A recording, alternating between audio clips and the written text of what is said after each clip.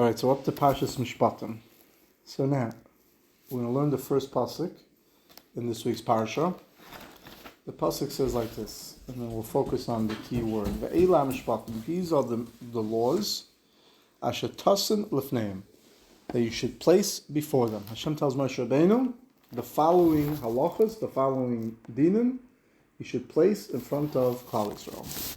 So Hachaim right away is going to ask, the word asher tasim is a very funny language, right? You should have said that asher tilmad l'fneim, right? You should teach to them, or you should give over to them. Tasim seems like put it on the table, and move on. So it's a very funny way to speak, and the Hachaim is going to focus on that word, and the Hachaim is going to touch on a very interesting topic that most of us, in one form or another, always wonder. What's the purpose of learning Gemara? Now, Hachaim doesn't directly discuss this, but you'll see that he touches on this point. Which means we should learn Mishnah Berurah, correct? You want to know Hilchos Shabbos, open up Mishnah Berurah. If situation A happens, this is the halacha. Situation B happens, this is the halacha. Why do you have to learn the whole topic back and forth? You could spend 3-4 pages just discussing one topic, right? Bringing in 12 other topics just to get to the answer, mutter, aser. You'll say very simple. You're allowed to do this on Shabbos, you're not allowed to do this on Shabbos. You're allowed to build the sukkah this way, you're not allowed to build the sukkah that way. Correct? What's the purpose of really delving into the topic? Okay. What do we have to go through it? We need to know 90% of the time the proofs that the Gemara brings, it rejects anyways. Right? There's a purpose for it, right? Now is not the topic for it, but why not just get straight to the point? So Hachaim explains as follows. You hear the question? So Tam Oimrei B'Lashon Zeh, Hagam Shabbosenu Zal Dasher Droshes, even though the Chachamim, right, gave a lot of reasons for the words Asher Tasim, that you should place, as opposed to Asher Talamed Oisam, Asher Titein Lefnehem, right? Tzarech L'das, as the Or Chaim's classic line, Pshatin Shel Dvarim. What is the Parshat Pshat of these words? V'ulai, Ki liyosh sheyesh chalokim b'Torah she'im choyves gavra l'das es asher yavodu. In the Torah, there are certain halachas. Mostly the Torah is divided into 2 categories. Now it's not kemat everything fits into these 2 categories, right? For example, there are certain halachas that you have to know in order to be a Jew. V'zula zeh, without knowing them, eino b'nei bris haTorah. For example, you have to know there's a concept of not eating milk and meat together, correct? You have to know there's a concept of Shabbos, right? You have to know you're not allowed to eat the dam of an animal, right? Hamashal b'zeh, for example, im lo yada she'asur, if you don't know that it is forbidden le'echol treifa, to eat a treifa, eventually you can eat treifa, v'chein hadam, you can end up eating blood, v'chein chelev, and also chelev. In addition, every yid has to know that there's a mitzvah to eat, right?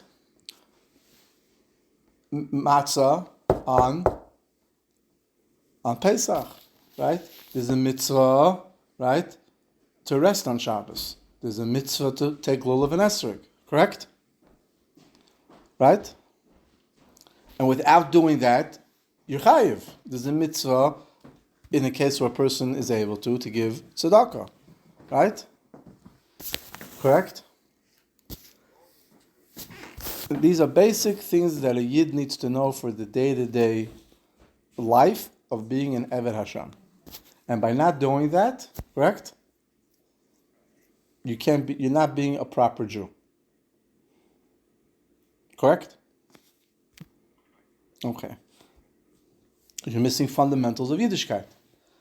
Hein elu yischayev l'daitam, you have to know these. V'yesh bechina acheres, but there's another category. K'ma shetoimer dinei toin v'niton. Do you have to know the halachas of taking somebody to court? You don't have to, right? You have to know what happens if you damage someone's property. It's important to know, obviously, correct? But if you don't know it, you're not being a Jew, correct? Or you're not missing in the Avodas Hashem. right? V'niton hilchos kiddush chodesh. There's also halacha. How do we renew the new moon? Right? Today, when it's the new moon, we announce in shul. We have a nice paper that tells us exactly when the new moon renews, and then when is Rosh Chodesh. Correct?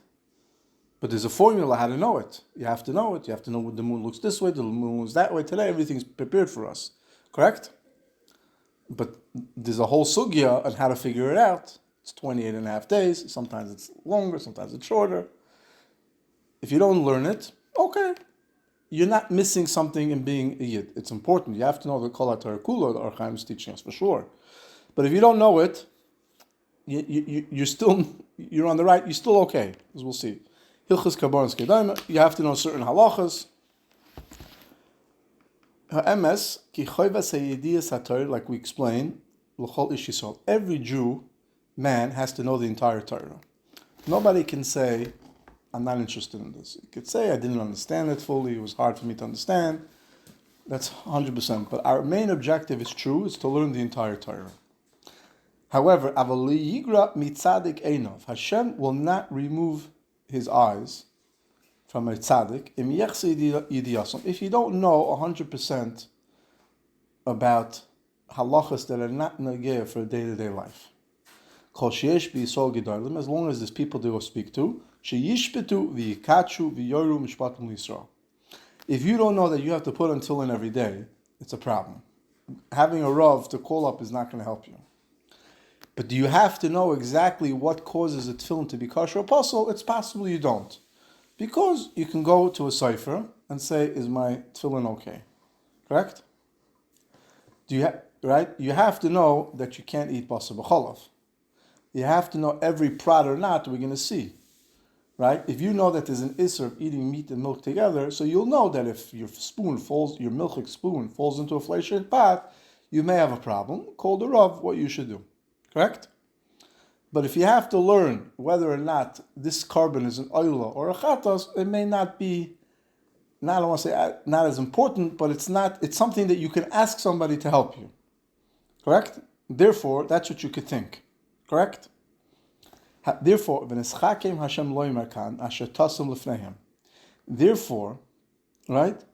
Hakadosh Baruch Hu said specifically regarding this halacha, this pasuk, which talks about an Eved Ivri. I should have said that in the introduction.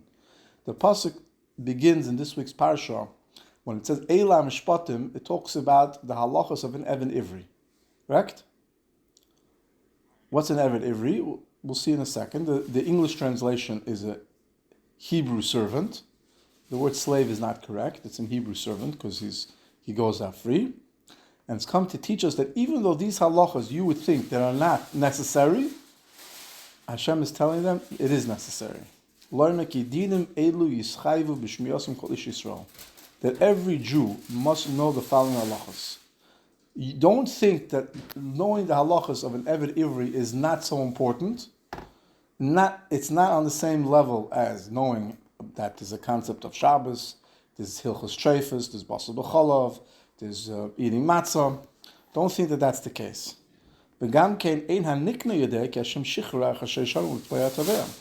if you don't know, who's going to tell the person that after 6 years you go free? The halach is that after 6 years, the guy goes free. So he doesn't know that. He'll sell himself for 20 years. You can't sell yourself for 20 years. It can only be for 6 years or less. Right? There's an exception if after the 6 years he wants to stay. So then we know they drill a hole in his ear. But the point is that really after 6 years he's able to go out. And if the guy doesn't free him, you can take him to Besdin. You have to know that. So too the judges have to know this. That's why Hashem said, Ashatasim lifnehem. Ki mishpat zeh, this mishpat of the Hilchas Eved Ivri, Mishpatim ashetzrichem lasim lifnei kulam. Everybody must know the halachas. This is not theoretical halachas. This is not something that only the Talmidei Chachamim have to know. This is something that's actually nagea for each individual. Lezet Timson, to prove this, says the Hachaim, Shediver HaKasav, when the pasuk says, Ki sikneh, when you abide, right, teaching you, the singular you, have to know what the halachas are of Eved Ivri. That's explanation number one. So the Hachaim explains that even though most of the mitzvahs in the Torah can be broken down into two categories that a Yid has to know about because that's important for him to be a Jew on a day-to-day life. There are others that are also very important and he has to learn them, but they may not affect him on a day-to-day life. Right? He may not need to really know it. Obviously, again, you have to know Kol Torah Kula. The Rambam explains basically every person has to learn Torah.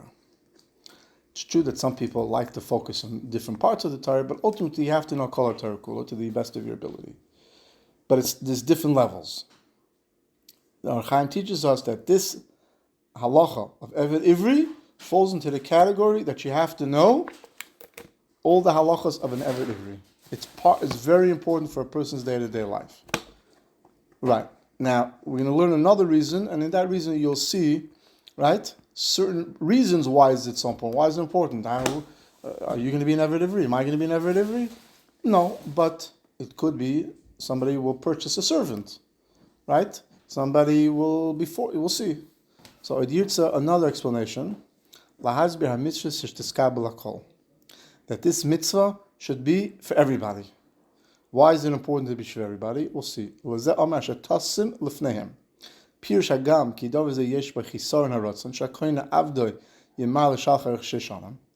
Right? For example, if a person's buying a servant, he's not going to want to release him after 6 years because the guy's good. You have a great worker, you're not going to want to let him go. Right? In addition, the guy doesn't really want to be in that position either. Therefore, the Torah says, Tasum hadvarim lefneim, they have to know that after 6 years he goes free. Ki mitzvah zu lischos kol echad mehem hi. This mitzvah is a benefit for both of them. So think about it. A guy walks into the marketplace, he sees a guy comes over to him and says, listen, I'm in dire need for cash. I'm willing to work for you for 6 years for X amount of money. Similar to Yaakov Avinu, correct? Remember, he's not a slave, right? He's an Eved Ivri, right? He works for you. His wife comes with him. You have to feed him. You have to take care of him besides everything else, correct? After 6 years, there's a mitzvah to free him. You get him when you free him, you get a mitzvah. It's not like it's an automatic. It is an automatic thing, but you get a mitzvah. There's a reason for that. You understand the point? It's a funny thing, right? Right? You hire a contractor to do work for your company, right? It's a 2-year contract, correct? So after the 2 years, he goes, thank you very much. Maybe you give him a bonus after he did his job. Maybe you don't. And Shalom Yisrael. Over here, after 6 years, you get a mitzvah asay that you let him go free. It's an unbelievable thing. And if you don't let him go free, even if you hold him back for an hour, the person gets an avera. It's an incredible thing. Ki mitzvah lo l'schus kol echad mehem hi. She eved lo yaved lo olam, that he should have an eved that will not work for him for everybody. Ubezeh yisrat sadava. Once you explain to everybody that this is a mitzvah and this is the reason of the mitzvah, right? Then, okay, I understand why I have to let him go free after 6 years. There's a mitzvah. Hashem doesn't want him to work for me forever because he's an Eved to Hashem, not to me. Everybody at the end of the day, the Gemara says, every Jew wants to do mitzvah. So much so that there's a whole machlokes in Masechtas Pesachim.